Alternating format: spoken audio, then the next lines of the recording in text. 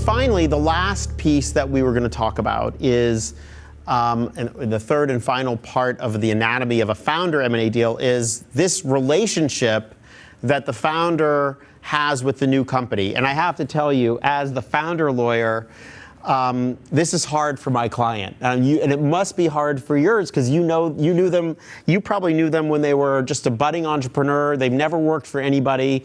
You know, my friend Mark Pincus once told me. He said the reason I started Zynga is because nobody would ever hire me.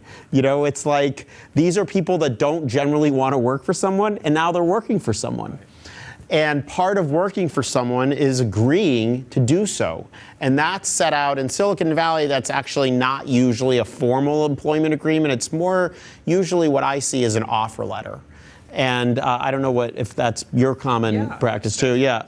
That's usually the case. But it's an offer letter with elements of a more sophisticated senior executive employment agreement. And I guess the most common for any employment agreement would be how much are you getting in stock, and again, whether or not under certain circumstances there's acceleration there. Right.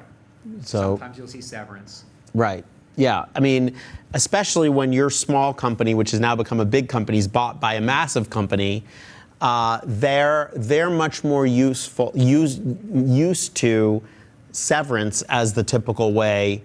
But it gets complicated, doesn't it? Because this is where terms of the earnout might be, terms of new stock in the new company as opposed to compensation for the stock of the company being bought, and other terms. This is actually reminds me of another area that I've seen you pick up on behalf of, and it's not really a legal or even a financial issue, and it probably goes more to your counseling role, but sometimes those founders are really anxious about their reporting responsibilities. Who am I going to answer to?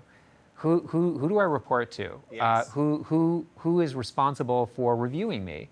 And I've seen you talk people, and that's not legal, doesn't affect the deal price, but it does affect that person's interest and willingness in proceeding. And I've seen you counsel them through that in a way that I think is very effective.